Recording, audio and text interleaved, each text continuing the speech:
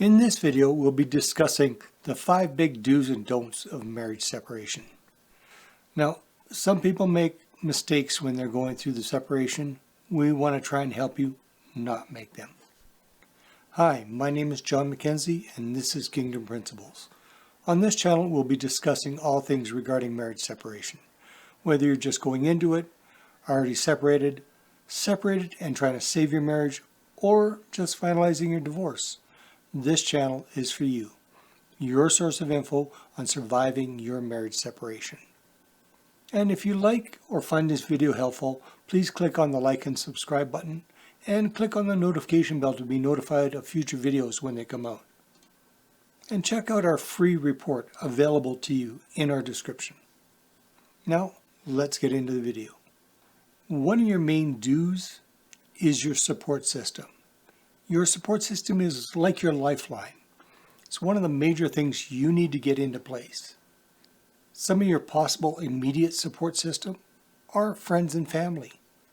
Start with at least one person you can trust. And you may even want to use them to convey the basic facts to the rest of your friends and family. You're choosing someone that will respect your privacy and only disseminate information that you actually want to convey. Now, because there's always going to be gossip, if that information is disseminated is the same to everybody, it'll help cut down on the gossiping.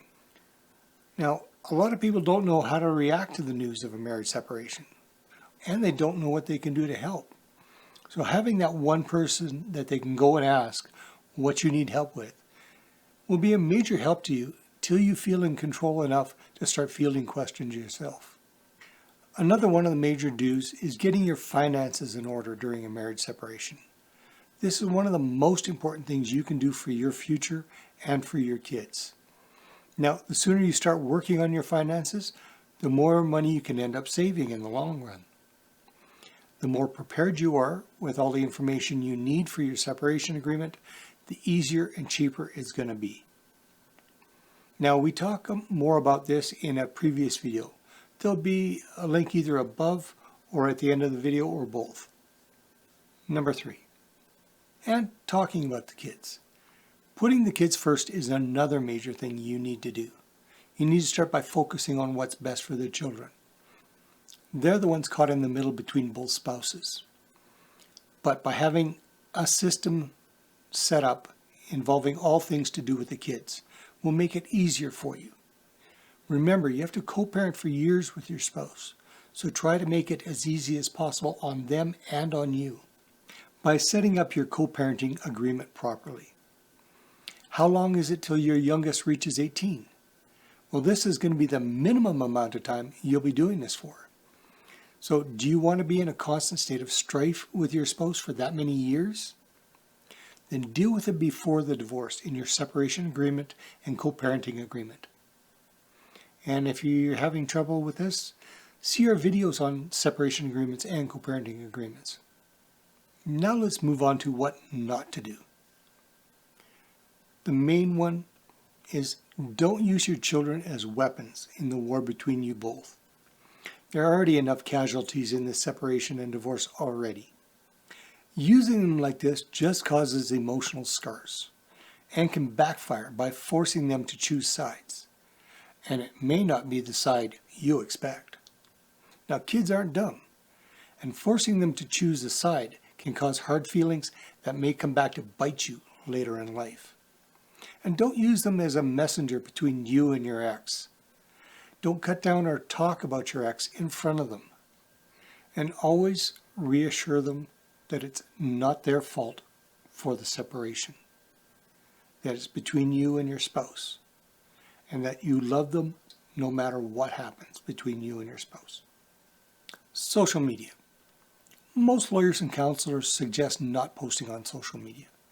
Lawyers say it could be used in any future court cases by opposing counsel, in disputes or in child custody and access cases, or in regards to child support or spousal support. And airing dirty laundry or mudslinging on your part may come with instant satisfaction, but it also may be used against you by holding into question your fitness as a parent.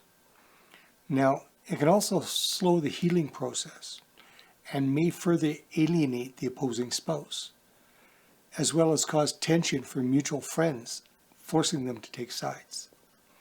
And the last thing a separation needs is for the children to see one spouse cut the other down. It's also good to avoid any posting of any ongoing custody battles, disputes, or family issues. As well as it would be good to refrain from posting any of the exciting things you're doing with others. Always think before posting, could this photo or written post be used anyway in court? And if there's any question, don't post it. I'd also encourage you to be cautious on what you post and maybe even limit your social posting till either you're back together or your divorce is finalized. Number 6 tip. Don't give up. If you still love your spouse and want to save your marriage, don't give up. There's still hope for your marriage even if only one of you is willing to work on it. So before you completely throw in the towel on your marriage, take the time to self-reflect on what was your part in your separation and what can you do to fix yourself.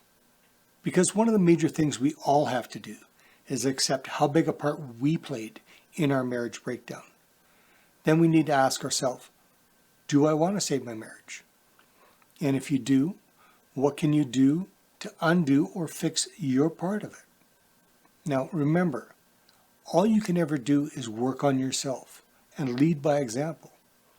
You cannot force the other person to change, but you can work on yourself to fix what you now see you did, which may in turn cause your spouse, when they see the actual changes, want to work on themselves and maybe on the marriage with you.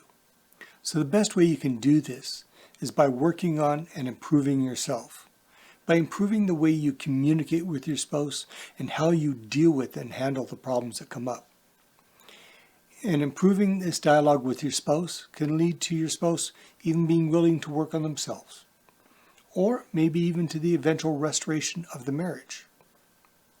Remember, as long as one of you is willing to try, there is a chance. But remember, the only thing you can change is yourself. But just like it was for me, that just might be the catalyst for healing that your marriage needs. But don't be discouraged if your marriage restoration is taking a while. You're not alone. Some things take time to repair. If you got value from this, hit the like and subscribe button and click on the notification bell to access more videos as we release them. Oh, and don't forget to click on the link below to get our free report. Our subscribe button is up in the corner, and please check out our videos.